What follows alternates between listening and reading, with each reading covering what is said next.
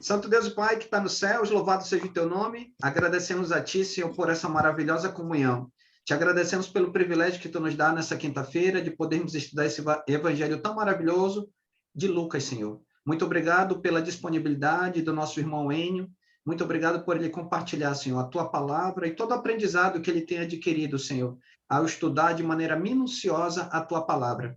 Que possamos absorver cada vez mais o ensino, mas também nos esforçar, Pai, para que possamos colocar em práticas e transmitir, Senhor, aos nossos irmãos e àqueles que não conhecem a tua palavra, nos ajudando a cada vez mais estarmos qualificados, Senhor, seja na edificação, seja no evangelismo. Em tudo, Pai, te damos graças. No nome santo, amado Filho Jesus. Amém, Senhor. Amém. Nós estamos em que livro mesmo? Lucas 4:31. Ok. Obrigado.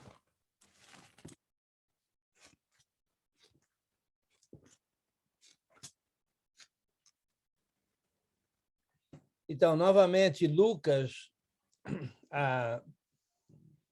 Lucas, que não era apóstolo nem judeu, e, a meu modo de ver, nunca conheceu pessoalmente Jesus, né? Escreveu o Evangelho. Eu diria, a gente fala que é o Evangelho segundo Lucas, mas eu creio que é o Evangelho,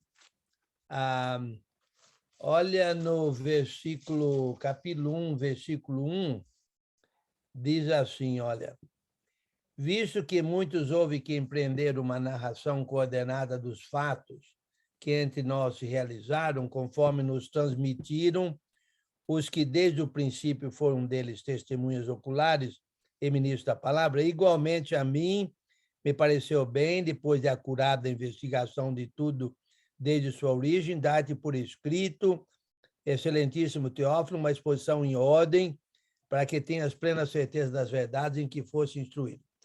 Então, na verdade, quem escreveu foi Lucas a Teófilo, ao excelentíssimo Teófilo, mas foi uma investigação que ele fez, né? Então, ele fez uma acurada investigação de tudo, desde sua origem, a respeito de Jesus, né? Então, a meu modo de ver, ele consultou com um, consultou com outro, né? Aí as testemunhas oculares e ministros da palavra, certo? Então, Lucas compilou tudo de uma maneira ordenada, de uma maneira uma exposição em ordem, e transmitiu a Teófilo. Agora, o que é que Teófilo faria com essa informação? Aí é simplesmente uma questão vamos dizer assim, de opinião, uma questão de achômetro, né? Achômetro. A meu modo de ver, Teófilo estaria envolvido, a meu modo de ver, vou dar meu parecer, né? Teófilo estaria envolvido no julgamento de Paulo, em Roma. Então, Lucas deu toda essa informação a respeito do mestre de Paulo, ok? Que é Jesus Cristo, naturalmente, para que Teófilo entendesse bem que as acusações contra Paulo não faziam sentido, né? Entendimento e o mestre. Mas logo em seguida ele escreveu um segundo livro, né? E o segundo livro, para deixar claro o que os discípulos de Cristo fizeram, certo? Inclusive Paulo mas antes de Paulo, uma coisa que eu gosto muito desses escritores bíblicos é a inteligência deles, né? Eles eram muito inteligentes, muito sábios. Então, Paulo transmitiu lá em Atos, primeiramente, sobre Pedro, da circuncisão, e depois Paulo, da incircuncisão. Então, se houvesse alguma condenação contra Paulo, certo? Por pregar o evangelho aos gentios, havia também a acusação contra Pedro por pregar o evangelho aos judeus, porque a pregação era a mesma. Então, não tinha nada a ver com Roma, com revolução, contra conspiração, contra romano. Então, todo mundo concorda que Paulo ficou livre dessa acusação. Quer dizer, no julgamento, ele foi julgado e liberado, né? Ele não foi condenado, foi considerado inocente e ficou livre dessa acusação, certo? E aí ele continuou o seu trabalho após ser liberto de Roma. Paulo tinha propósito de ir até a Espanha, né? Passando por Roma, mas não há nenhuma indicação de que ele acabou indo. A meu modo de ver, novamente vou dar meu achômetro aqui, ele já estava um pouco velho, porque ele se considerou velho quando escreveu a Filemão. Ele não contava com 4 anos de prisão, certo? E esses 4 anos de prisão, então, teriam mudado os planos de Paulo, né? Aí ele, então, no lugar de ir para o oeste, ele voltou em direção ao leste, né?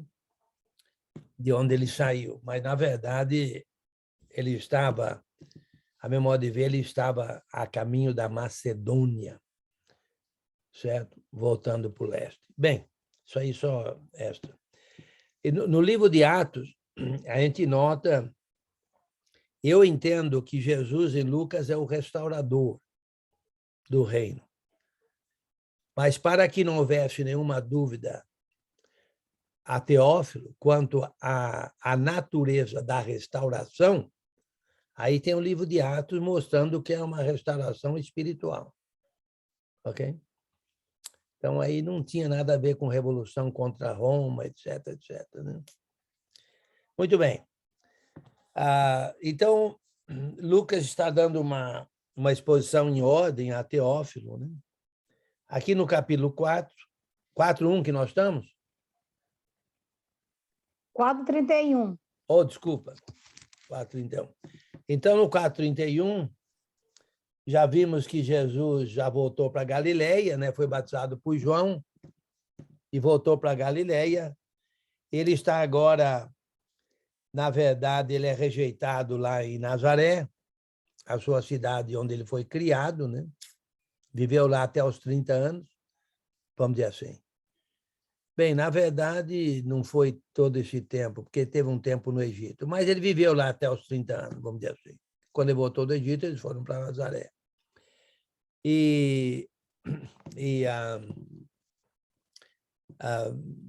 Mas ele foi rejeitado lá em Nazaré e acabou indo para Cafarnaum, se mudou para Cafarnaum. Ele está agora aqui no 31, ele está em Cafarnaum, que é uma cidade também lá da Galileia, né? Deixa eu ler aqui um pouquinho sobre Cafarnaum, só para vocês terem uma informação. Aqui tem um comentário que diz assim: obviamente, Cristo já ganhara reputação por causa de suas obras miraculosas em Cafarnaum. A Escritura fornece poucos detalhes sobre esse primeiro ano do ministério público. Muito daquilo que sabemos sobre esses meses é encontrado no Evangelho de João, e ele sugere que Cristo ministrou basicamente na Judéia. Contudo, João 2:12 menciona uma breve visita a Cafarnaum sem mais detalhes. O texto de João 4:46 e 54 descreve em detalhes de que maneira Cristo, que estava em Caná, curou o filho de um oficial que estava doente em Cafarnaum. Também sabemos que Cristo já havia reunido alguns de seus discípulos, os quais eram homens da costa norte do Mar da Galileia, João 1:35 e 52. Ele deve ter visitado a região mais de uma vez durante o primeiro ano do ministério. Seja qual for o caso, Jesus passou tempo suficiente ali, quer dizer, na Galileia, vamos dizer assim, né? Para realizar milagres, e sua fama já havia se espalhado por toda a Galileia. Fala aí, Giovanni. Desculpe, nessa explanação que tu deste anteriormente desse assunto, eu até estava escrevendo uma pergunta aqui para me escrever depois. Tu disseste que se Paulo mereceria ser preso, Pedro também mereceria ser preso, porque os dois pregavam a mesma coisa. Mas eu vendo lá em Atos 21, 20 em diante, quando Paulo chegou em Jerusalém, se reuniu com Tiago, os presbíteros, os apóstolos, ouvindo isso, ouvindo a explicação de Paulo, a pregação de Paulo aos gentios, eles louvaram a Deus e disseram a Paulo: Veja, irmão, quantos milhares de judeus creram, e todos eles são zelosos da lei. Eles foram informados de que você ensina todos os judeus que vivem entre os gentios a se afastarem de Moisés, dizendo-lhes que não circundem seus filhos, nem vivam de acordo com os nossos costumes. Que faremos? Ou seja, os apóstolos, Tiago e os presbíteros, olha, os judeus aqui ouviram isso de ti. E Paulo estava pregando o cristianismo. Será que Paulo pregava diferente dos apóstolos? Que os judeus não ficaram bravos com os apóstolos e só com Paulo? Aí me surgiu essa dúvida aí. Não, Paulo foi preso por questão religiosa, não por Roma. Os judeus ficaram bravos porque Paulo pregava a Cristo. E eles mataram Cristo. Os judeus ficaram bravos com Paulo, porque ele não insistia na lei de Moisés. Ele não pregava que os cristãos gentios devessem também se tornar prosélitos. Ok? Paulo não pregava isso. Então, a acusação dos judeus era essa, que Paulo era contra o judaísmo, que não era verdade, mas ele não pregava que os gentios cristãos deviam se circuncidar e seguir a lei de Moisés. Ele não pregava o proselitismo aos cristãos gentios. Então, isso era uma acusação dos judeus. Mas, na verdade, quando ele foi preso, a acusação dos judeus contra Paulo, aí foi de que Paulo era contra Roma. Paulo foi preso por questões religiosas, mas para que eles quisessem que o Império Romano condenasse Paulo, eles acusaram Paulo de que Paulo estava promovendo revolução contra o Império Romano. Então, aí mudou. Mas não tem, devido a toda essa informação aqui de Lucas e Atos, não tem fundamento nenhum. Basta dizer que se Roma fosse condenar Paulo, tinha que condenar Pedro também, e os outros, que a pregação era a mesma. Sim, mas essa agora foi a minha pergunta: por que os judeus perseguiam somente Paulo se os apóstolos judeus pregavam a mesma coisa que Paulo? Então, peraí. Paulo era o único apóstolo aos gentios. Sim. E por que os judeus que prenderam Paulo não prenderam também os apóstolos que pregavam aos judeus? Se os Porque dois pregavam... os apóstolos que pregavam aos judeus, os judeus já eram circuncidados e já tinham a lei de Moisés na vida deles, entre aspas. Entendeu? Eles não abandonaram a lei, vamos dizer, no sentido de provavelmente eles ainda estavam guardando o sábado, etc, etc. Agora, Paulo não. Paulo, aos gentios, não pregava o judaísmo, pregava somente o cristianismo. Sim. Mas os judeus... entendi. Os judeus... Mas o correto é os apóstolos apoiar Paulo. Peraí, judeus. Paulo está certo. Ele está pregando aos gentios. Não, mas em Atos 15, você vê que eles apoiaram Paulo. Mas ele foi preso em Atos 21. Não apoiaram na prisão. Eles queriam matar Paulo. Sim, foi transferido. Como eles não conseguiram matar Paulo, por que eles não conseguiram matar Paulo? Porque Paulo apelou para César. E aí, então... Eu me expressei mal. Por que os 12 apóstolos, 12, não foram lá perante os gentios? Espera aí, Paulo está certo. Ele está pregando correto aos gentios. Mas eles fizeram isso através de cartas após Atos 15. Agora, o que acontece é o seguinte, os judeus queriam matar Paulo. E como eles não conseguiram, porque Paulo apelou para César, então eles apelaram para Roma de que Paulo estava pregando revolução contra Roma. Tranquilo, tá bom. Eu não sei se eu entendi bem a sua pergunta. Vou tentar explicar de forma mais correta. Eu estou ensinando aqui ao Nivaldo o cristianismo. E eu sou Paulo, Nivaldo Gentil. É assim o cristianismo. Tu está ensinando ao Alessandro, que é judeu, o cristianismo. Só que o Nivaldo, como é gentil, eu estou dizendo, Nivaldo, tu não precisa se circuncidar, tu não precisa virar judeu. Tu, como é judeu e o Alessandro é judeu, tu não precisa ensinar isso, porque ele já é assim.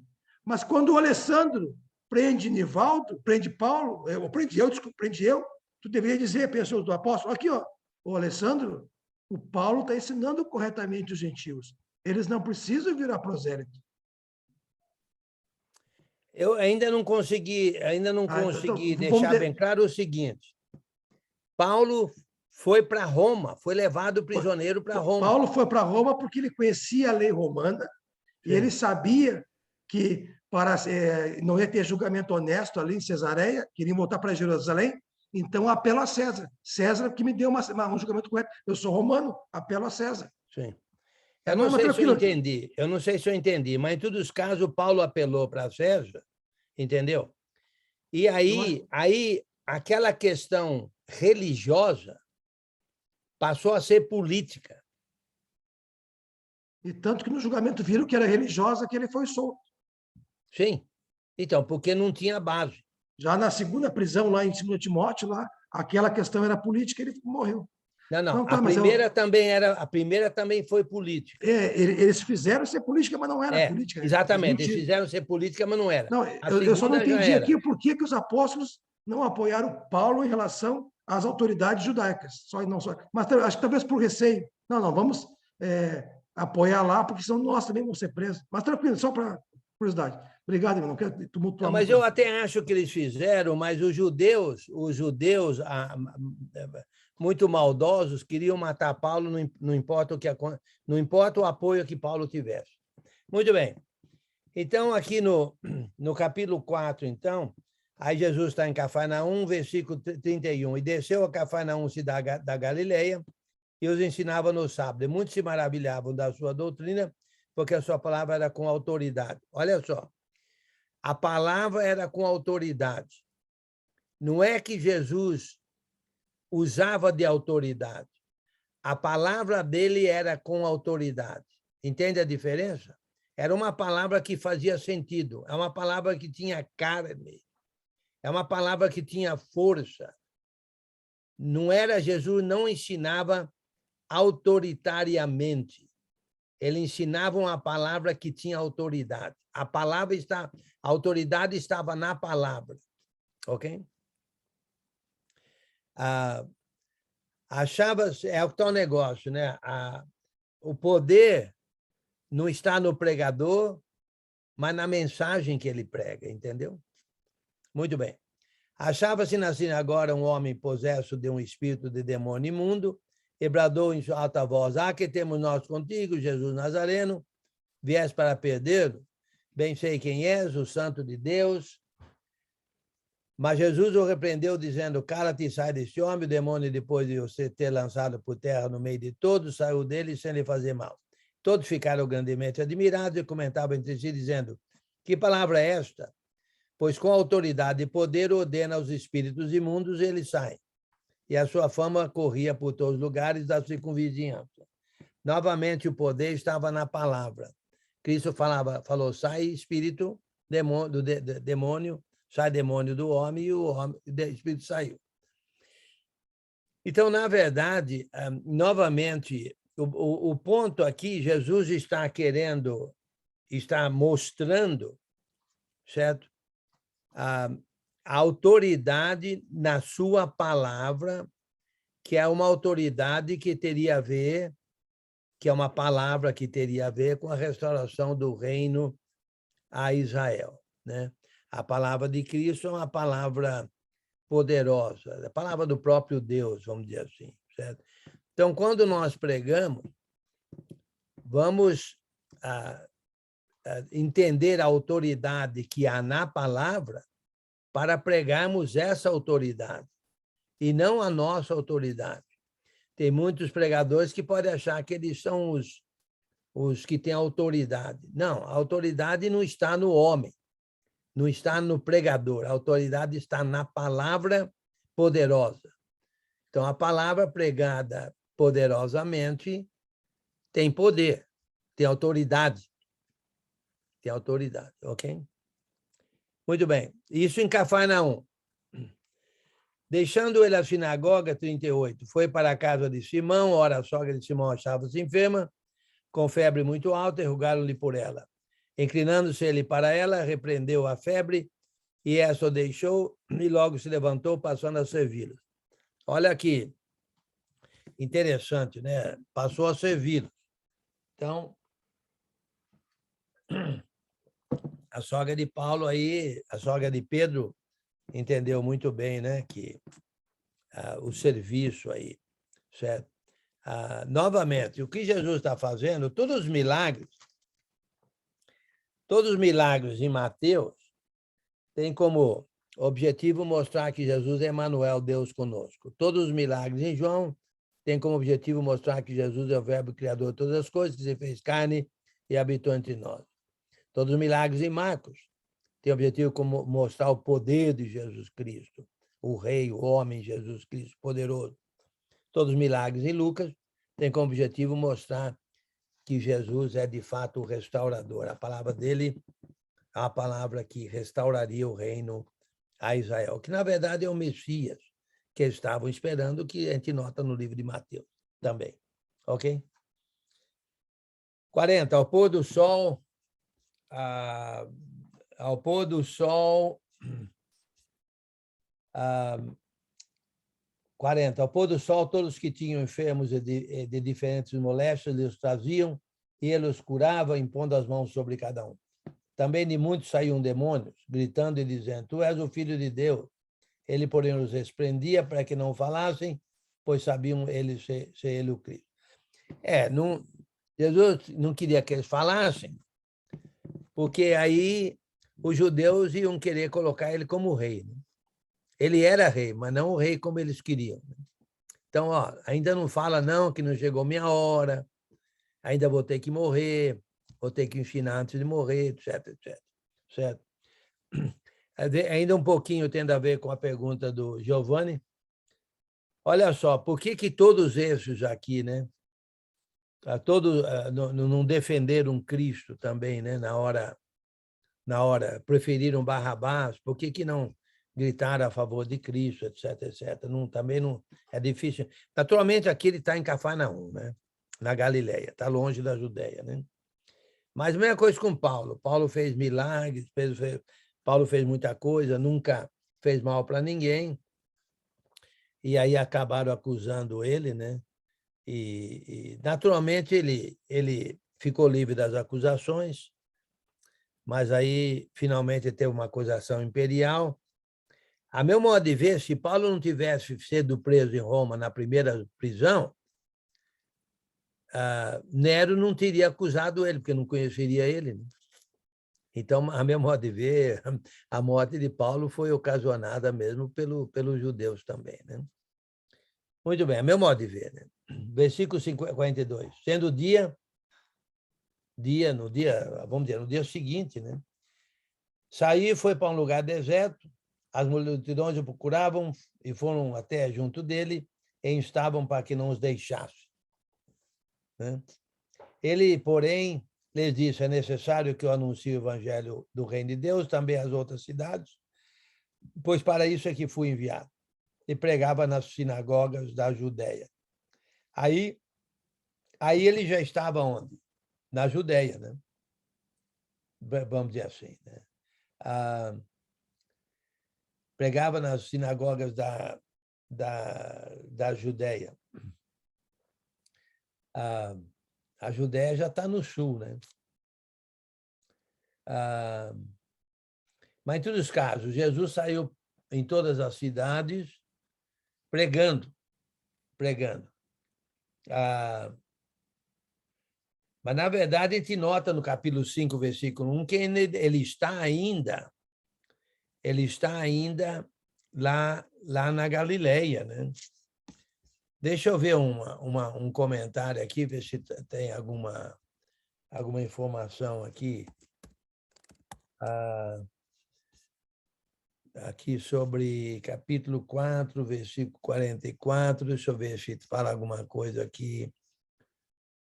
4,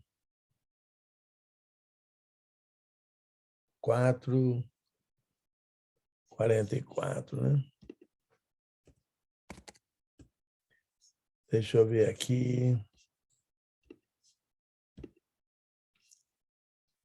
Ok, não tem nenhuma informação que eu queria aqui, não. Muito bem. Mas, em todos os casos, no capítulo 5, versículo 1, talvez eu possa tentar ver isso na próxima vez aqui, porque eu estou vendo que ele aqui também não tem nenhuma informação que eu queria aqui. Deixa eu ver. Bem, no 44, no 5:1, notamos que Jesus estava ainda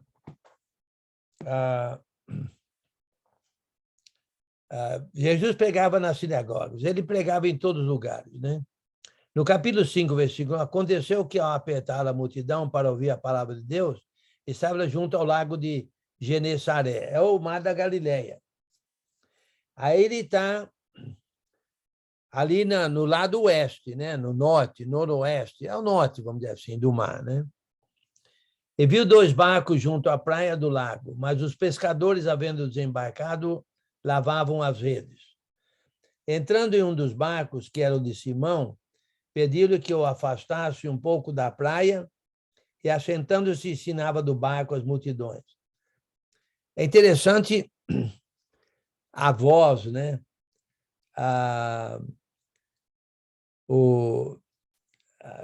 Né? Tentar a multidão escutar Jesus, né? Falando, né?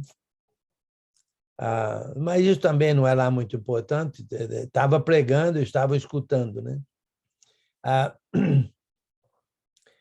No versículo 4, quando acabou de falar, disse a Simão: faze-te ao largo e lançai as vossas redes para pescar.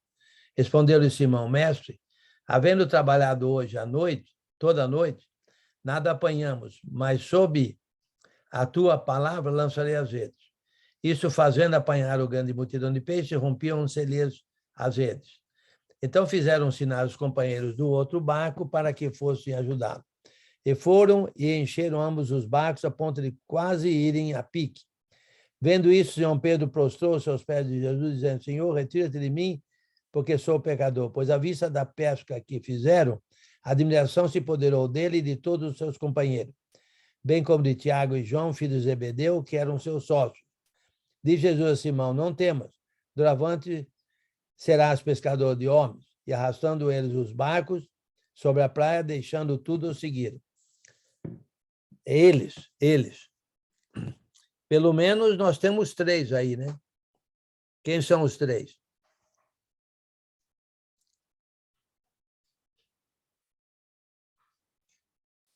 Pedro. Tiago. Pedro. Quem mais? Tiago e João. Tiago e João. Tiago. Pedro, Tiago e João. Exatamente. Foram ser pescadores de homens. Mas interessante. Pedro, Tiago e João. Interessante, olha só, que Jesus falou para Pedro: agora você vai ser pescador de homem depois de uma pesca maravilhosa. Uma pesca que parecia que não tinha nem peixe, né? Porque já tinham pescado a noite toda, não pegaram nada. Certo? Agora Jesus fala: lança as redes aí. Rapaz, pegaram peixe, quase os navios foram a pique, né? Os barcos foram a pique, devido à grande quantidade de peixe. Então, no nosso caso, né?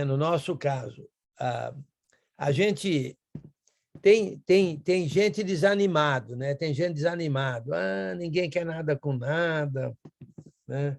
A gente prega, ninguém atende, ninguém se converte, vamos dizer assim. Bem, não é bem assim, né? Porque essa pesca aí, por exemplo, indica que tem muito peixe lá para ser pego, né? Para ser pescado, né? Me faz pensar muito na parábola do semeador, né? Na parábola do semeador, que são 4 solos, né? Somente um solo foi produtivo, né? Somente um solo, certo? Que numa matemática simples aí é 25%, certo? Mas por outro lado,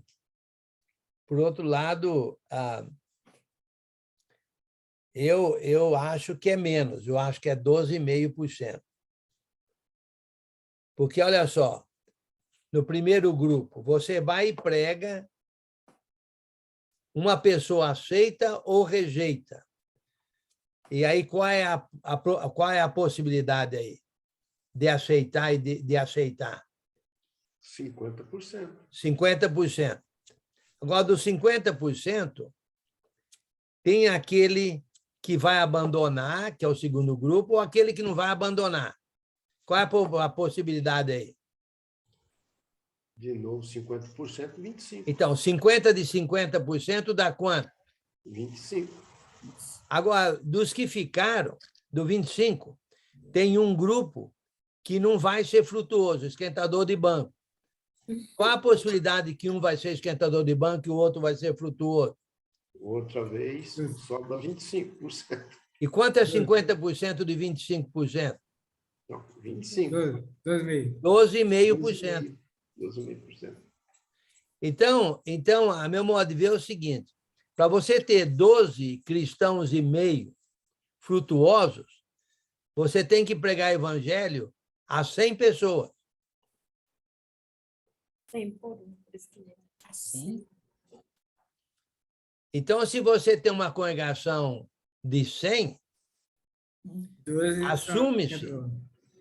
assume-se que quantas pessoas foram ensinadas?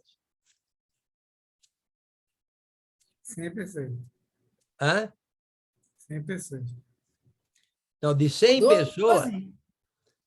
pessoas são 12,5. 12. 200 pessoas são quanto? 25%. Então, entendeu? Então, para você ter 4 vezes, quanto é 4 vezes 12,5? Acho que dá 800. É isso aí, eu fiz o cálculo do picolezeiro aqui rapidinho. 50%. Então, mas você vê como é que é preciso pregar bastante para ter um número de irmãos frutuosos. Mas quanto menos você propaga, menos irmãos frutuosos você vai ter. Quanto mais você propaga, mais irmãos frutuosos você vai ter, certo? Então, às vezes pode ser que num local específico não está havendo muita receptividade, mas você não consegue pregar para 100, mas você pode sair e pregar para 100 em outros lugares, ou para 200, ou para você pregar para 1.000. Você pregar para 1.000, você vai ter quantos irmãos frutuosos?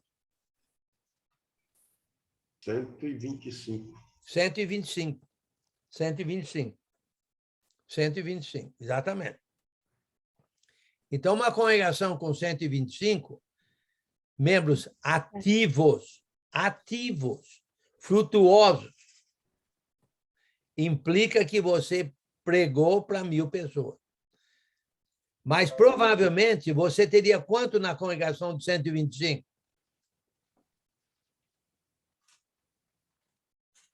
250, porque metade é esquentador de banco, não é isso? Não é a matemática que nós fizemos? Mas, dos casos, deixa para lá. O ponto é que para você pegar peixe, você tem que pescar. Se você não sair para pescar, você não pega peixe. Agora, para você pegar, irmão, pessoas frutuosas, você tem que sair pregando o evangelho para achar os frutuosos. Ok? Muito bem. No versículo 12, aconteceu que, estando ele numa das cidades, veio... E tem mais, deixa eu falar mais uma coisa. Olha, vocês conhecem um provérbio popular brasileiro aí, meio estranho, mas eu acho que é? Que dinheiro chama dinheiro? Quem já ouviu falar isso? Ok, obrigado. Ainda bem que eu... Será que eu estou inventando um provérbio? Eu conheço esse ditado. Muito bem. E você, imagine só, por que é que eles lá deixaram tudo e seguiram Jesus? Porque viram o sucesso da pesca. Entendeu? Então, se você é bem-sucedido como evangelista, as pessoas vão se agregar a você. Pessoas vão se agregar ao sucesso. Vão trabalhar com o bem-sucedido. Quem que vai se unir àquele que não é bem-sucedido? É perda de tempo. Mas se você vê que a pessoa é bem-sucedida, meu amigo, você quer pegar um gancho ali, epa, vou me unir aí nesse trabalho aí, nesse irmão, entendeu? Então, na verdade, sucesso, vamos dizer assim, chama sucesso, né? Vamos dizer assim. Então, é interessante isso.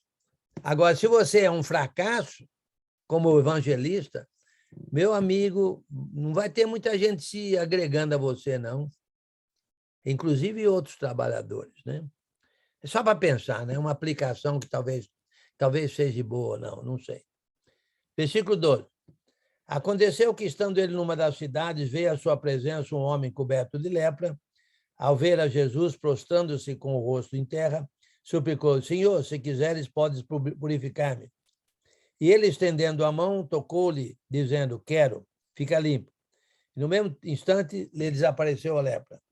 Ordenou-lhe Jesus que a ninguém o dissesse, mas vai e disse: Mostra-te ao sacerdote e oferece pela tua purificação o sacrifício que Moisés determinou para servir testemunho ao povo. Porém, o que se dizia a seu respeito, cada vez mais se divulgava. E grandes multidões afluíam para ouvirem e serem curadas de suas enfermidades. Ele, porém, se retirava para lugares solitários e orava. Porque Jesus tinha também que ir. Jesus mantinha um tremendo, um grandioso, não sei qual seria uma palavra boa, talvez uma ligação viva, um contato direto com Deus. Ok? Nesse caso, através de oração, é claro. Através de oração. Certo? Então, nós, no nosso trabalho, na nossa vida de cristão, vamos manter um contato direto com Deus através de oração. Através de oração direta. Durante o dia, quando vai dormir, quando levanta, quando vai comer, quando está dirigindo, toda vez, toda vez, né? Pode manter o contato direto com Deus através de oração o dia todo, né? Fazendo qualquer trabalho. Orando, agradecendo a Deus. Por exemplo, olha só a saúde que a gente tem. Isso aí é uma bênção imensurável. A gente poder trabalhar para Deus, né? É uma grande alegria a gente poder trabalhar para Deus, né? Então, deve agradecer sempre em contato com Deus. Jesus estava em contato direto com seu Pai Celestial, né? Muito bem. Vamos ver, nós temos mais uns 11 minutos. Ora, aconteceu que, num daqueles dias, versículo 17, estava ele ensinando e achava-se ali assentados os fariseus e mestres da lei. Ixi, aí é problema. Fariseus e mestres da lei. vindo de todas as aldeias da Galileia, da Judéia e de Jerusalém. Até de Jerusalém, da Galileia, Judéia, província do sul, né? Judéia, Samaria, Galileia. E o poder do Senhor estava com ele para curar. Vieram, então, uns homens trazendo um leito, um paralítico, e procuravam introduzi-lo e pô-lo diante de Jesus. E não achando por onde introduzi-lo por causa da multidão, subindo ao eirado, o desceram no leito por entre os ladrilhos, para o meio, diante de Jesus. Imagine só essa cena. Jesus está ali na casa ensinando um monte de gente. Aí uns amigos aí querem levar um leproso não, um paralítico lá para Jesus, certo? E não dava. Quem que ia deixar a pessoa levar o paralítico lá? Todo mundo ali querendo ser curado, não vai deixar passar na frente, não. Então, os sabidinhos aqui subiram no telhado lá e desceram Jesus numa maca. Desceram o paralítico a Jesus, numa maca. Imagine a cena. Imagine todo mundo.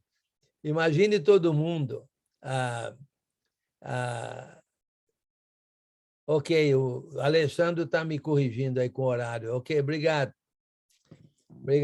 Eu tinha até esquecido já. Muito bem. Então, imagine só todo mundo murmurando: o que é isso? Sai daí, tira esse homem aí, leva ele para cima de novo. Sei lá, né? Não sei. Imagine só a cena. Certo? 20. Vendo-lhes a fé. A fé de quem, hein? Dos 4 que Dos levaram. amigos dele, né? Dos amigos Dos dele. amigos. Aqui não está dizendo 4, né? No outro lugar diz 4, mas aqui não diz, né? Eu acho que Mateus, não lembro, mas tem um lugar que diz 4, mas não é aqui em Lucas, não. Mas os amigos, Jesus vendo a fé dele, certo? Descendo o homem ali, vendo a fé de Jesus, disse ao paralítico: homem, estão perdoados os teus pecados.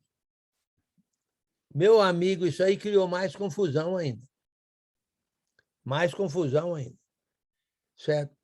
Não só a todo mundo, inclusive aos amigos. Jesus, desculpe, mas a gente está precisando que o senhor cure da paralisia dele. Certo? Mas nota que eles não falaram nada.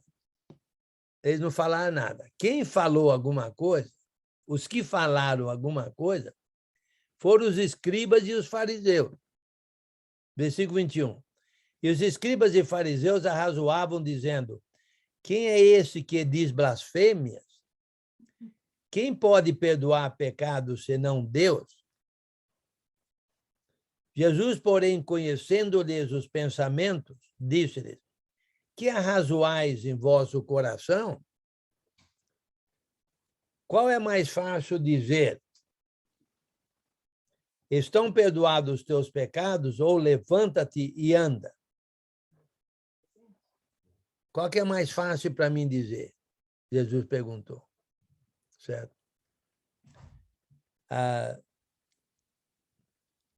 Mas para que saibais que o Filho do Homem tem sobre a terra autoridade para perdoar pecado, que, na verdade, isso aí é ponto fundamental do cristianismo, ponto fundamental da restauração do reino a Israel. Porque você lembra, no início, o homem não estava com Deus? O que é que separou o homem de Deus? Não foi o pecado? E se o pecado foi perdoado, o homem não volta a Deus? Entendeu? Então, isso aí é ponto fundamental. Então, na nossa vida diária, nós precisamos aprender Naturalmente que não devemos pecar, muito ao contrário, devemos viver uma vida característica da natureza divina, uma vida digna da presença de Deus. O que é que a gente faria na presença de Deus? Entendeu? Porque houve a restauração. E agora, como é que eu vou agir? De uma maneira pecaminosa? Não. De uma maneira não pecaminosa. Ou seja, no lugar de fazer coisa errada, eu vou fazer coisa certa. No lugar de eu fazer coisa desagradável a Deus, eu vou fazer coisa agradável a Deus. É uma reviravolta, é uma mudança de 180 graus, certo? Então Jesus perguntou, versículo 24, Jesus falou, mas para que saibais que o Filho do Homem tem sobre a terra autoridade para perdoar pecado, disse ao paralítico, eu te ordeno, levanta-te, toma o teu leito e vai para casa. Ok? Com os pecados ou sem os pecados? Sem os pecados, porque Jesus já tinha falado. Jesus já tinha falado que os teus pecados estão perdoados. Mas é interessante, certo? Interessante. Será que os fariseus e os escribas notaram que esse homem também tinha perdão de pecado? É claro que eles notaram o homem andando. Mas e o homem salvo dos seus pecados? Será que eles reconheceram isso? No raciocínio de Jesus, nas palavras de Jesus, no que Jesus falou aí para o paralítico, entendeu? Imediatamente, versículo 25, se levantou diante deles e, tomando o leito em que permanecera deitado, voltou para casa glorificando a Deus. Todos ficaram atônitos, dando glória a Deus e possuídos de temor, diziam, hoje vimos prodígios. Mas esses prodígios aí, naturalmente, a meu modo de ver, tem a ver com o que aconteceu do paralítico andar. Mas a minha pergunta é, o quanto é que eles entenderam sobre o fato que Jesus tem sobre a terra autoridade para perdoar pecados? Isso aí é que eu não sei se eles entenderam, né? O versículo 24 é versículo importante aí nessa situação aí, ok? Agora, então, o que aconteceu aí? O homem foi restaurado. O homem foi restaurado espiritualmente, que é o objetivo do cristianismo, né, do evangelho, mas para provar isso, certo? Para provar isso, Jesus restaurou ele fisicamente, certo? Esse exemplo aqui é maravilhoso, né? Esse exemplo aqui é maravilhoso, certo?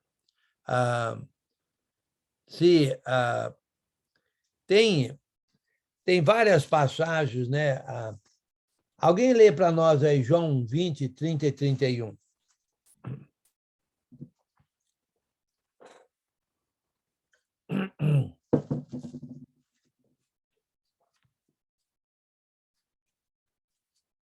Um de cada vez. Um de cada vez.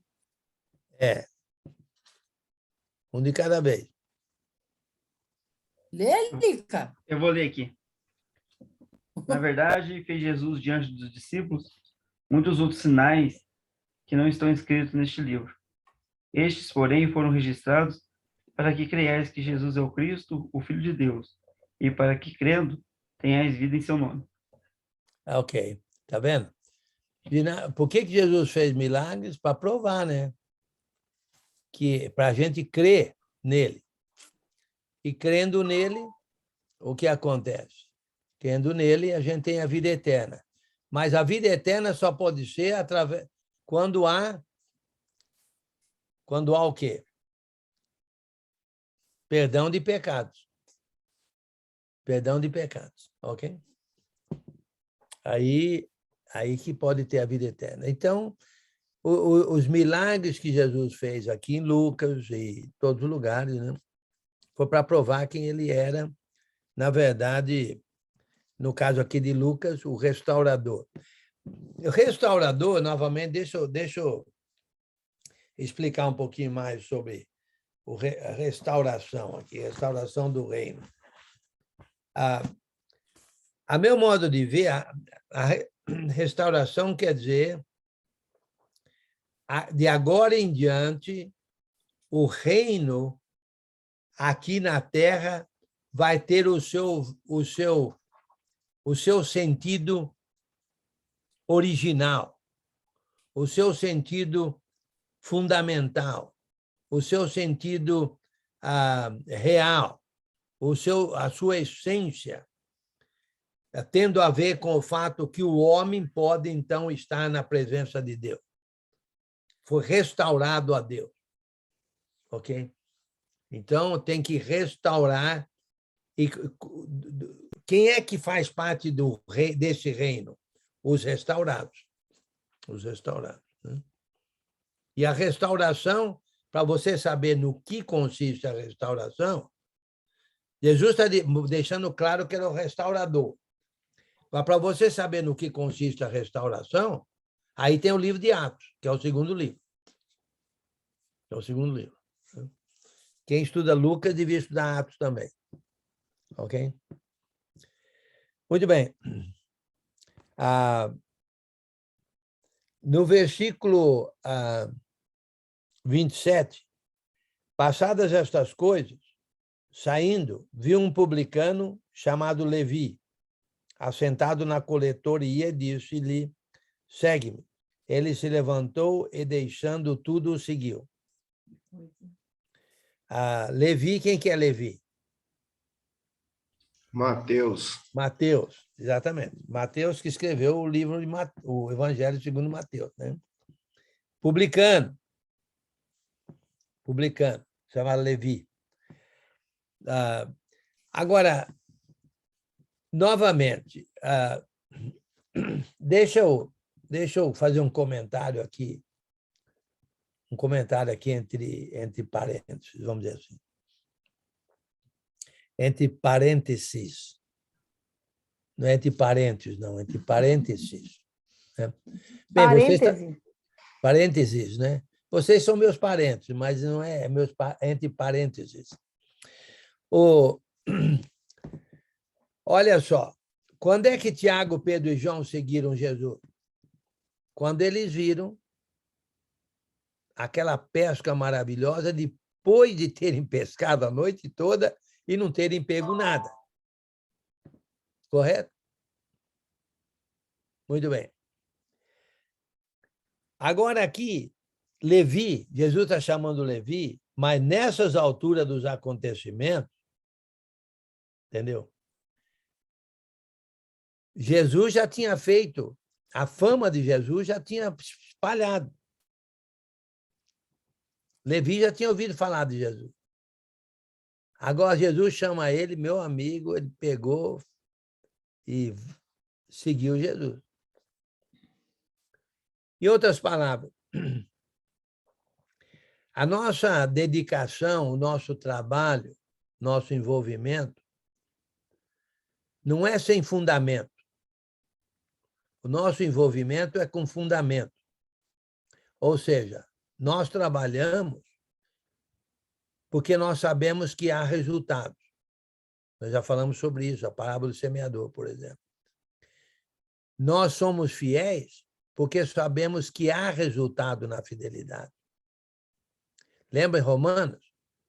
A justiça de Deus se revela no Evangelho de fé em fé, como está escrito, o justo verá por fé.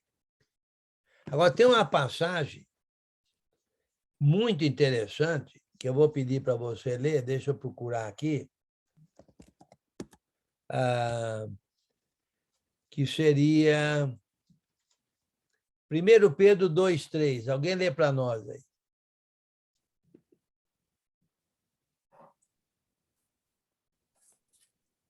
Pedro, Tiago.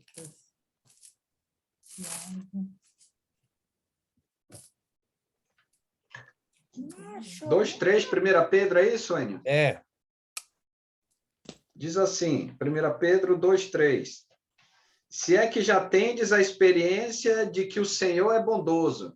Leu o anterior também. O 2. Desejai ardentemente, como crianças recém-nascidas, o genuíno leite espiritual, para que por ele vos seja dado crescimento para a salvação, se é que já tendes a experiência de que o Senhor é bondoso. Não é aí um desejo de ter crescimento para a salvação? Mas é fundamentado no quê?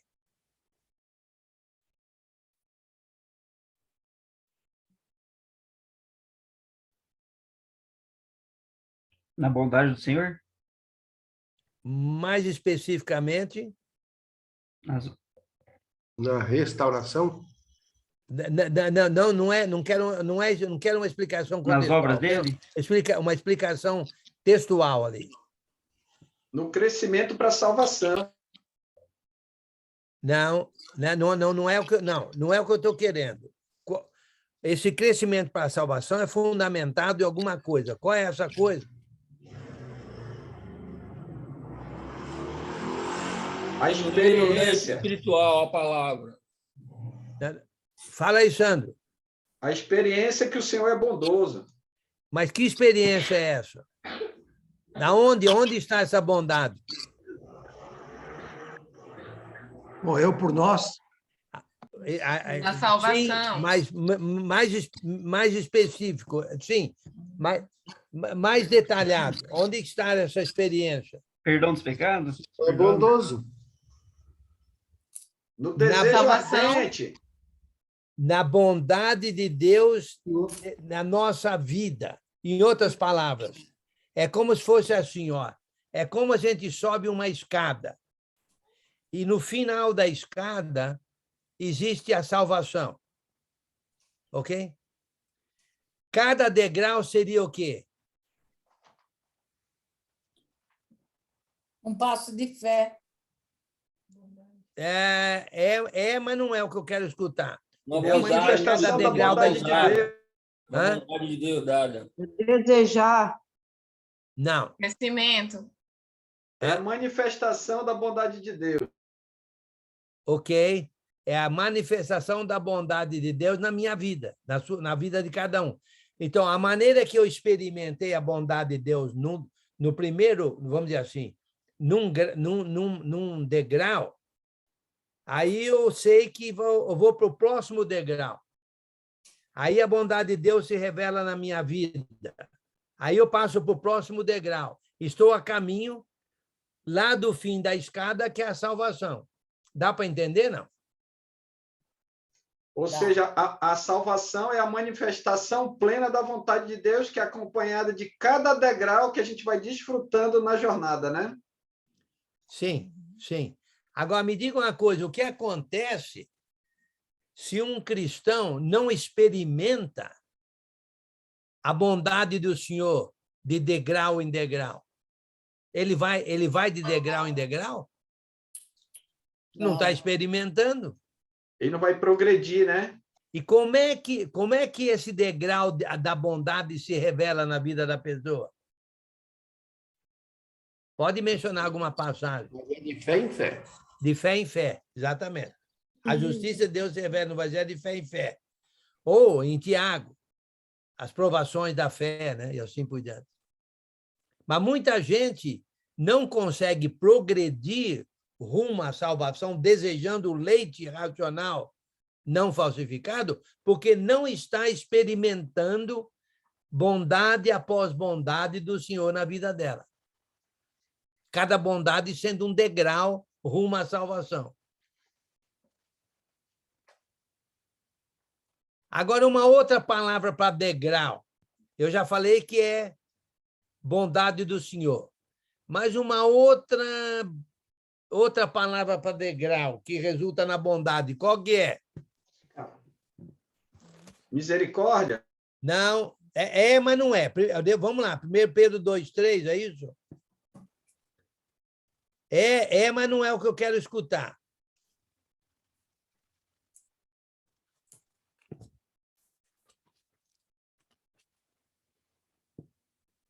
Dois.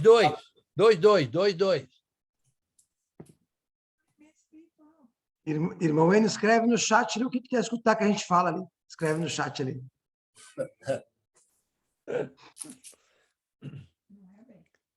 Já falaram aqui, a presencial online já falou.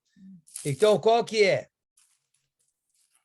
É o desejo ardente de Sim, é o leite espiritual. desejar esse leite espiritual. Onde está o leite espiritual? Na Bíblia. Restauração. Restauração. Não, Na escada? não, quero o textual. Na Palavra de Deus. palavra de Deus. Palavra de Deus, exatamente. Na escada, tudo que vocês falam está certo. Mas eu quero que bate o martelo onde eu estou pensando, entendeu? Faz sentido, não? Muito sentido. Total Muito. sentido. Então, muita gente não está caminhando, porque não está experimentando a bondade do Senhor de degrau em degrau, então não está caminhando rumo à salvação. Entendeu? E a gente só consegue sentir isso que você está falando se a gente tiver na palavra. Se a gente tiver, como a gente está todo dia estudando, aí acontece coisas, estou falando que aconteceu isso comigo hoje, acontece coisas no dia a dia da vida da gente que a gente consegue se manter em equilíbrio porque sabe que Deus está conosco, que Deus está presente com a gente. Exatamente. Então, olha só, assumindo que a gente sabe que Deus abençoou um degrau 3, aí eu vou para o degrau 4. Aí Deus abençoou no degrau 4, que é através do conhecimento vem a bondade do Senhor. Aí eu vou para o degrau 5. Pelo conhecimento vem a bondade do Senhor. E assim por diante, rumo à vida eterna. Ok? Mas não precisa nem ser assim, exatamente uma bênção, mas sim, como eu disse, um equilíbrio no aprender a viver. Okay. É uma bênção, né? Vamos mudar, vamos mudar a palavra bênção, então, para a palavra justiça. Justiça de Deus, que está em Romano. A justiça de Deus se revela no Evangelho de fé em fé, ou seja, de degrau em degrau. A justiça de Deus, que inclui a bênção. Inclui bênção. Justiça de Deus, a modo de ver, é bênção, que é o caminho de Deus, né? E que nos dá o conhecimento de que como Deus conduz a nossa vida, né? Sim. Ou nós aceitamos a condução de Deus na nossa vida. Ou nós aceitamos também, melhor. Muito bem. Versículo 29. Então lhe ofereceu Levi um grande banquete em sua casa, e numerosos publicanos e outros estavam com eles à mesa. Os fariseus e os seus escribas murmuravam contra os discípulos de Jesus, perguntando: por que comeis e bebeis com os publicanos e pecadores? Respondeu-lhe Jesus: os sãos não precisam de médico, e sim os doentes. Não vim chamar justos, sim pecadores ao arrependimento. Exatamente.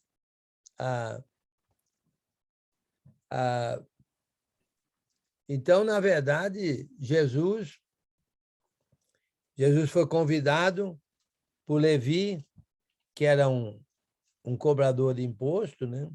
Um publicano chamado Levi. Então, um banquete, um almoço, um jantar, Jesus foi lá comendo com ele, e os fariseus, os escribas murmuravam.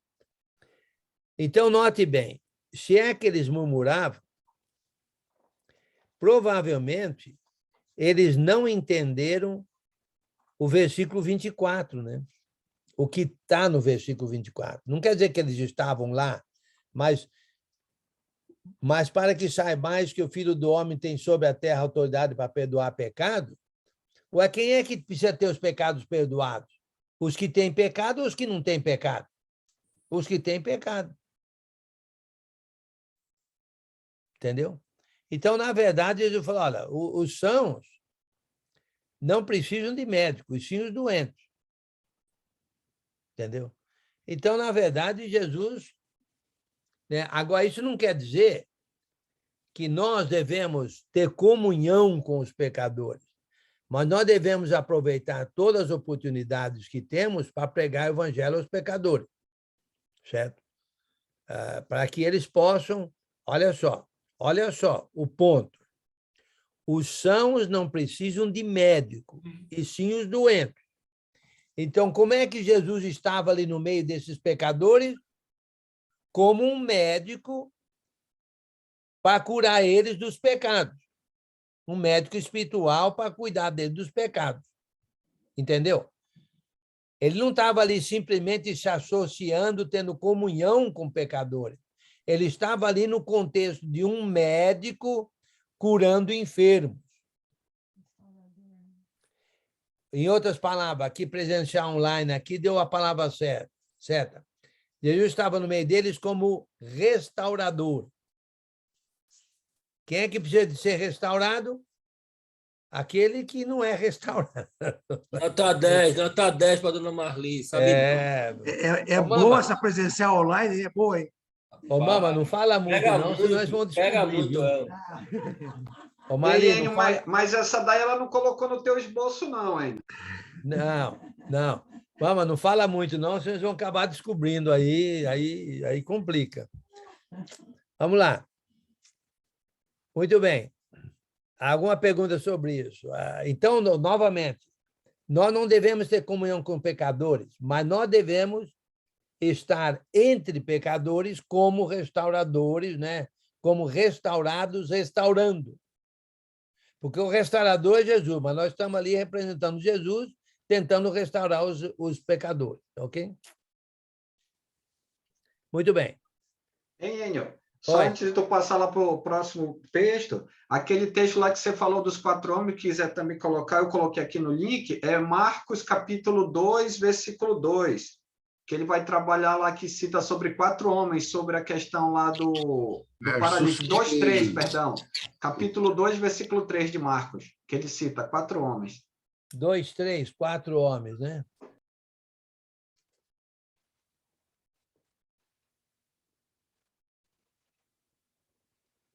Ok. Está lá em Marcos e Mateus, eu não sei se fala o número, mas essa cena aí está em Marcos e está em Mateus também, né? Marcos e Mateus. Mateus 9 e Marcos 2. Muito bem. Disseram-lhe eles, versículo 33, os discípulos de João. Agora aí, quem disseram-lhe eles? Quem são eles?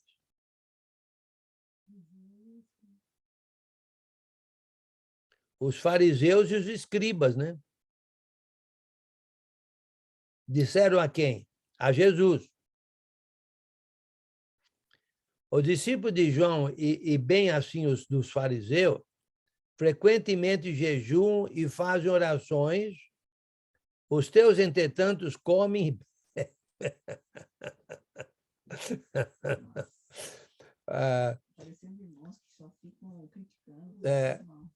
A Mari está dizendo que parece irmãos que só gostam de ficar criticando irmãos, né?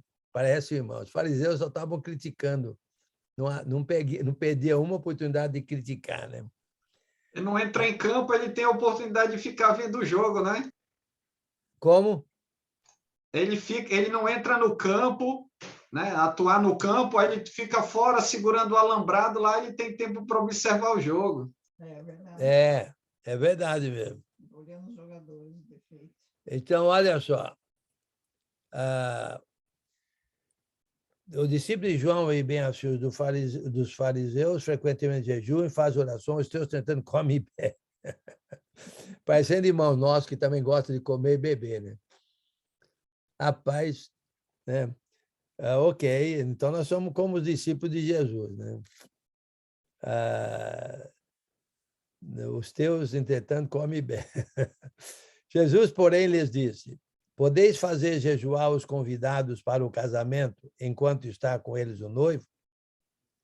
Dias virão, contudo, em que lhe será tirado o noivo, naquele dia sim jejuarão.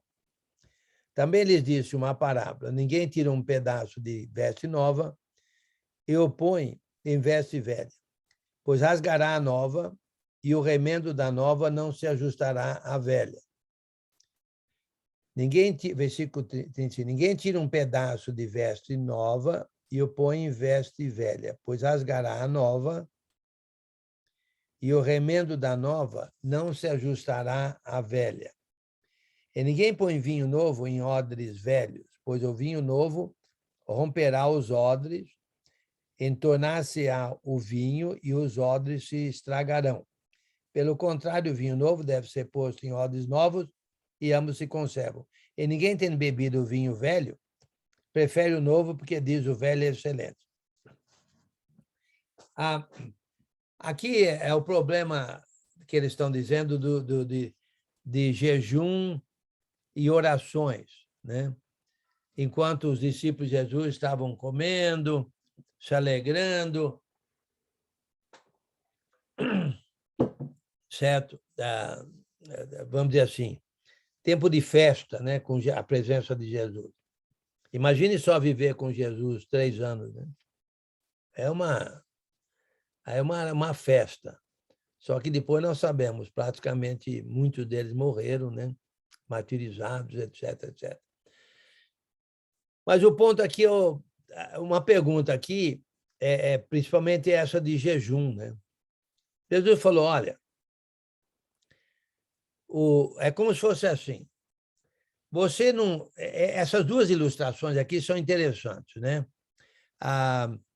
Ninguém tira um pedaço de veste nova e põe em veste velha, pois rasgará a nova e o remendo da nova não se ajustará à velha. Eu não entendo nada de costura, eu acho que isso é mais para as mulheres aí, mas eu creio que não se põe remendo novo em roupa velha. Porque eu acho, certo? Eu nunca fiz isso, mas eu acharia que o remendo novo ele acabaria se encurtando, se encolhendo e rasgaria ainda mais o remendo velho. Estou certo ou não? Mulheres? Estou bom, hein, nesse negócio. Eu não entendo nada disso, mas estou bom. E tem aí também o caso do vinho novo. Se eu colocar vinho novo em odres velhos, o vinho novo romperá os odres. Eu creio que, a meu modo de ver, eu também não entendo nada de vinho, mas, a meu modo de ver, vai haver uma fermentação aí e acaba explodindo o odre velho. Estourando, né? Estourando, não é explode, estoura, né? Não é explosão, estoura. Então, vinho novo deve ser posto em odres novos, porque aí o odre novo também pode se adaptar ao vinho novo, né? Vamos dizer assim. Não vai estourar, né? Não vai estourar. Agora, um ponto interessante, a meu modo de ver, é que Jesus está falando assim, olha, você não pega lá do Velho Testamento e põe no Novo Testamento. Eu acho que é isso que Jesus está falando. Porque o jejum, inclusive, a meu modo de ver, era uma ocasião de muita tristeza, lamentação, não comer e ficar implorando a Deus, vamos dizer assim, ficar concentrando naquele problema e tira a mente da comida e põe a mente no problema, etc, etc. Mas com a presença de Jesus, que problema é esse? Que problema é esse? Então, como é que vai jejuar com Jesus aí? Não faz sentido. Entendeu? Não faz sentido jejuar com Jesus aí. Entendeu? Com que é o que estou entendendo que está dizendo isso. Agora, não se tira nada de lá do velho e coloca no novo. Agora, é interessante porque não se adapta. lá do velho não se adapta no novo. Ninho, o Oi. que nós vimos, você vai ver se eu estou certo, o que nós vimos aí, essa incomodação dos fariseus, dos escribas, era o preconceito e a acepção de pessoas, nesse caso aí, né? Preconceito sobre fazer isso ou aquilo e acepção, não é isso? Olha, a meu modo de ver, os fariseus e os escribas queriam combater Jesus de tudo quanto é jeito. Como eles não tinham autoridade, eles não tinham autoridade na palavra deles, que inclusive todo mundo sabia que eles eram hipócritas, na verdade, todo mundo sabia que os fariseus falavam bonito, mas não faziam nada, vamos dizer assim. Todo mundo sabia que eles eram, para inglês ver, aquela expressão, né? Para inglês ver, aparência. Agora, e Jesus, com toda essa autoridade aí na palavra dele, e todos esses milagres, comprovando a palavra dele, eles estavam combatendo Jesus,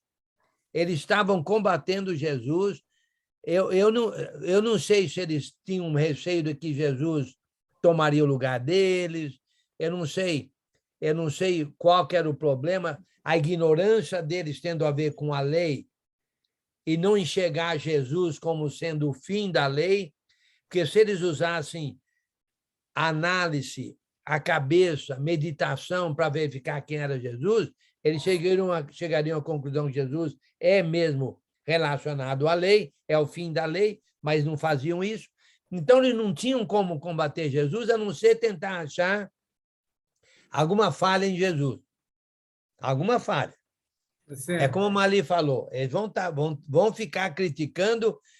Se Jesus falava, vamos para a direita, eles criticavam, devia para a esquerda.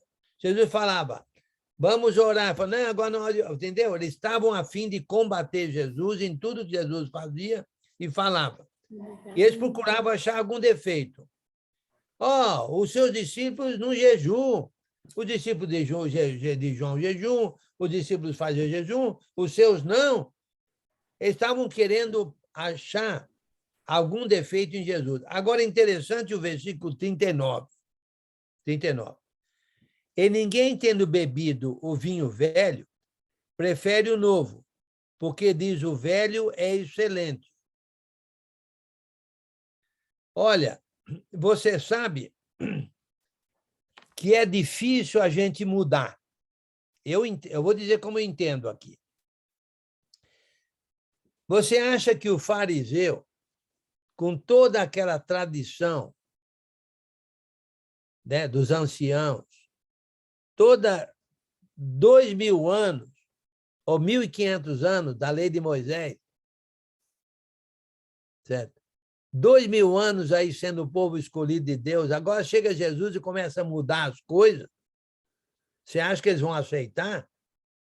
Eles vão achar que o antigo é melhor.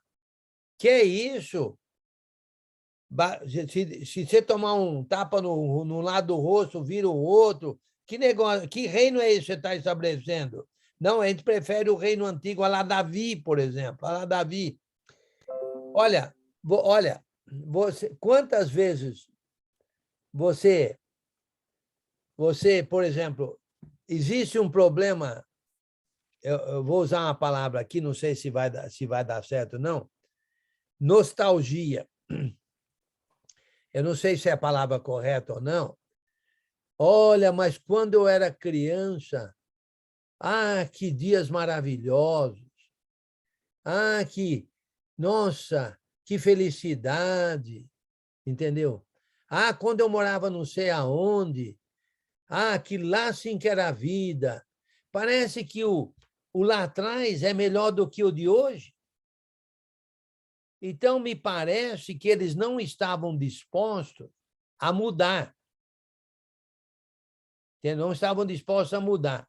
Agora, se eles parassem para analisar, para meditar, para verificar quem era Jesus de fato, se ele estava mesmo de acordo com as profecias, tudo aquilo que ele falava, se era mesmo de acordo com a lei de acordo com Abraão, etc., etc.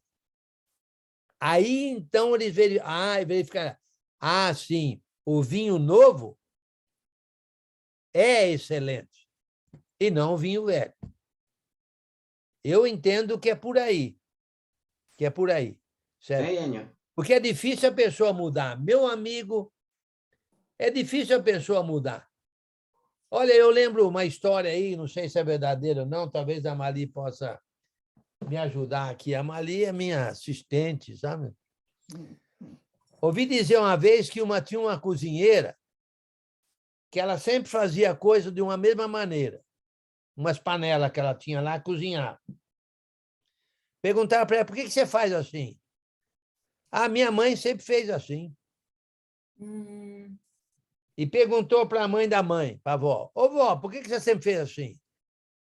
Ah, porque minha mãe sempre fez assim. Aí descobriram através da avó, ou mesmo da bisavó que ainda estava viva, que fazia daquele jeito porque não tinha dinheiro e só podia usar aquela panelinha pequena, né? Não tinha dinheiro para usar uma panela maior, porque por isso que sempre fez assim, porque faltou dinheiro. Não sei se a ilustração foi boa, não. Parece que o Sandro não entendeu a ilustração. Entendeu? Ô, Sara, ajuda aí, Sara. Ajuda aí. A Sara já deu uma saculejada aqui, eu entendi. Me parece... A gente conheço assim, essa história também. Hã? Conheço essa história também. Opa, então não inventei, não. Que bom, hein? Não inventei, não. Então, me parece que sempre lá atrás era melhor.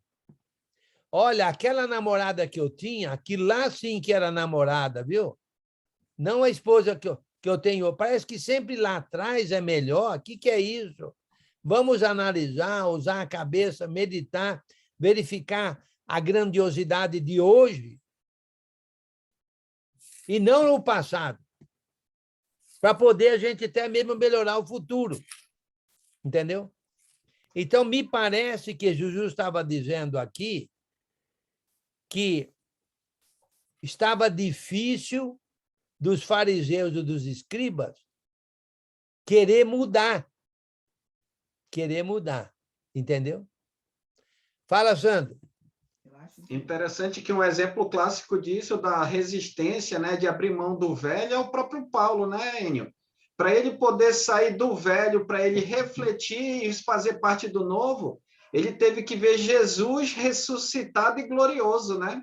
Aquilo que ele ouvia a respeito do caminho que ele perseguia, e aí ele vê o homem falando com ele, o homem modo de dizer, tá? Assim, a pessoa de Jesus falando com ele após a ressurreição e glorioso, né?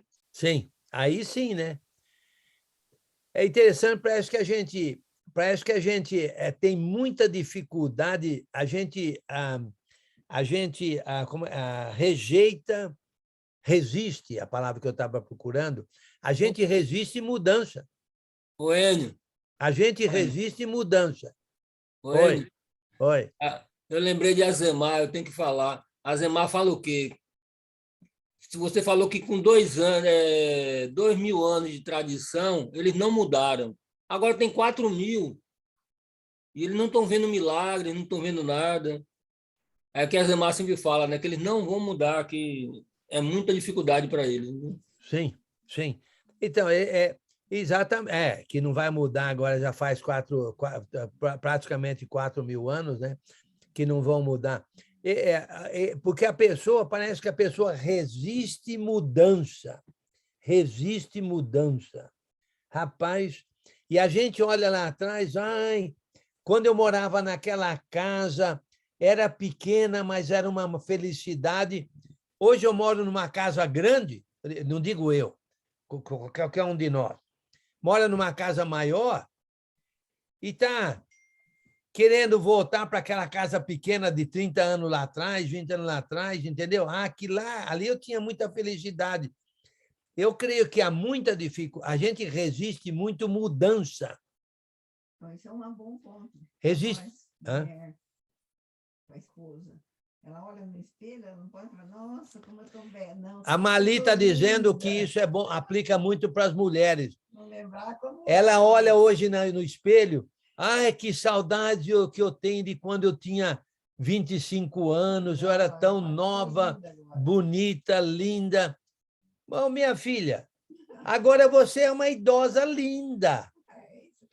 Agora você já, olha só, você já viveu todos esses anos, agora você tem toda uma experiência, agora você pode usar a experiência para ajudar pessoas, tocar para frente, para melhorar o futuro e assim por diante. Temos que olhar no presente para frente e não no presente para trás. Entendeu? Muita gente resiste mudança. Por exemplo, olha, é difícil você achar um missionário, um irmão que queira mudar para uma outra cidade longe para fazer um trabalho missionário. É difícil. Resiste mudança. Ah, não, aqui está bom. Aqui onde eu estou, aqui é a zona de conforto. Mas, espera aí. E aí, não temos que pensar na salvação das pessoas, na experiência que a gente tem, vamos usar a experiência para propagar, etc, etc. Bem, eu entendo que é isso que Jesus está dizendo aqui, né? Que ninguém, tendo bebido o vinho velho, prefere o novo, porque diz o velho é excelente. Um comentário aqui diz o seguinte: aqueles que já haviam se acostumado ao gosto das cerimônias da antiga aliança e das tradições farisaicas, relutavam abandoná-las em favor do novo vinho do ensino de Jesus. Somente Lucas acrescenta essa frase. E Mateus e Marcos não têm essa frase aí. Ok? Muito bem, já até passamos do tempo. Nós estamos no capítulo 6, então, versículo 1. Secretária, caminhamos hoje, hein? Caminhamos. Já está anotado aqui, já. Eu não sei o que aconteceu, mas o pessoal hoje resolveu não fazer perguntas, hein, secretária? A Mari está estranhando que o pessoal está quieto hoje, não sei. Porque está bem... O pessoal entendeu tudo, Enio. Entendeu, né? Ou não entenderam nada. Como a Mari diz, ou entenderam tudo ou não entenderam nada, né? Eu só não entendi uma parte. O Giovanni está rouco, rapaz. O Giovanni está rouco, aí está economizando. Quem é que está falando que não entendeu aí? Eu sou Ana Letícia, de Rio Preto, tudo bom? De Rio Preto? Ok. Eita, Letícia. Lá com o Zé Carlos, né? Isso. Eu só não entendi aquela parte que ele fala, qual é mais fácil a gente perguntar? Os que estão... os teus pecados estão perdoados? Ou levanta-te e anda? Eu só não entendi essa parte. Deixei para perguntar. Para Jesus, Letícia, para Jesus, é tão fácil falar uma contra outra coisa. Se ele falar os teus pecados estão perdoados, os pecados estão perdoados. Se ele falar levanta e anda, o homem levanta e anda. Para ele é a mesma coisa. Para ele não... Tanto faz ele falar uma coisa como outra, para ele é tão fácil falar uma como a outra coisa. Porque o que ele falar vai acontecer.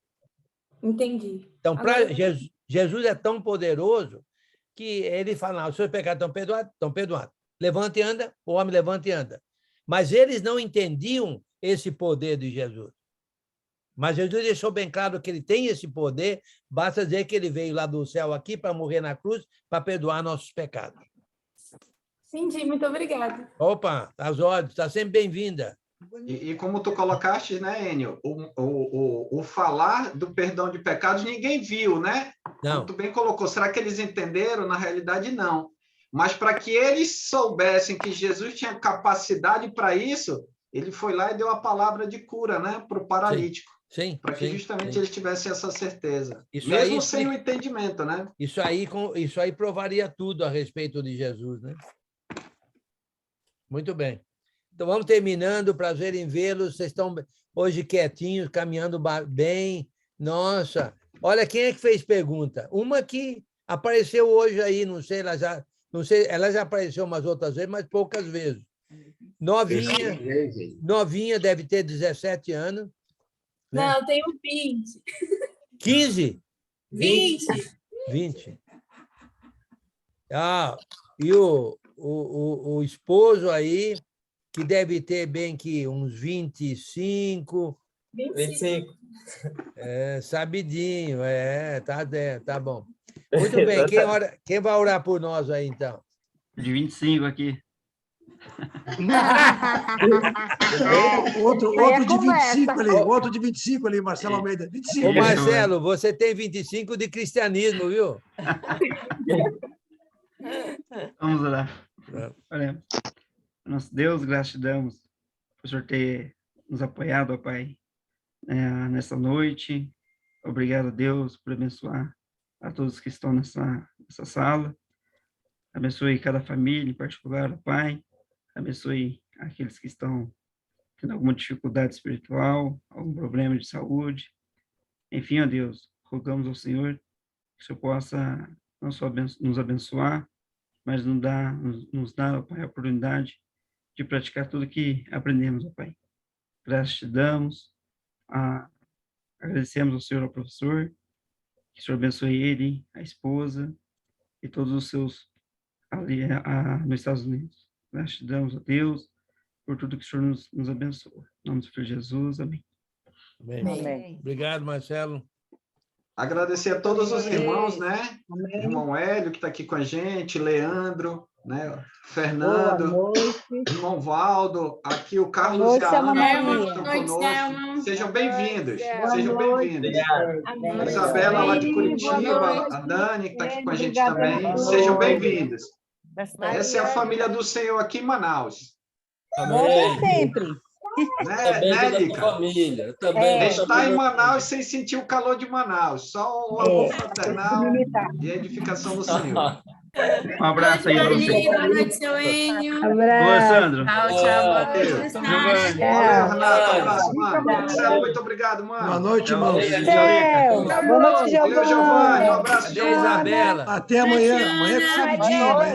Até amanhã. Amanhã é Levite. Amanhã é Levite. Tchau. O Hélio, Tchau, Mari. prazer em Abre o vê-lo. microfone, tio. Abre o microfone, tio. Dona Marli, seu N, boa noite. Tio Hélio, abre o microfone. Eu vou dar comidinha pro senhor Lator, que O ainda professor, certo, tá ele certo. merece. Pode dar Dá a vitamina dele. Que bom. Hélio, tudo bem, Hélio? Ô, tá parecendo Tudo bem, ele. Que isso? Ô, Hélio, a Mari disse que você está parecendo comigo, pô. Ontem o Alexandre, meu filho, disse, pô, não estava parecendo com o Hélio. Não, mas... A hora que eu olhei aí, eu falei, o Enio tá do outro lado? É o Espírito Santo, é o Espírito Santo. Rapaz. Eu vou tirar a barba, então. Vou tirar a barba, não, Hélio. Então, Não, seu Hélio. Tá parecendo Seu o Hélio. Enio, um pouquinho Ele mais sempre novo, fala- quando era mais novo. Pô. O seu Hélio não tira a barba, não. Ele sempre fala que ele é bonitão. Quem, o Hélio ou eu? O Hélio O Hélio. sempre fala que ele é bonitão. Então quer dizer que o senhor também tá bonitão. Ah, é um gatão, é um gatão. Tá bem. Ah, que Tá bom. bom, prazer em vê-los. Tchau para vocês. Tchau, hein? boa noite Tchau, a Enio. todos. Falou. Um abraço, mano. Até Boa mais. noite, se irmão Deus José, quiser. Lica, Giovanni, tia Boa Luísa. noite, mãe. Boa noite, Tchau, irmã tchau. Maria, Leandro. Tchau, boa noite, boa noite a todos. Tchau, tchau. Valeu, boa noite. Deus abençoe. Obrigado pela aula, Enio.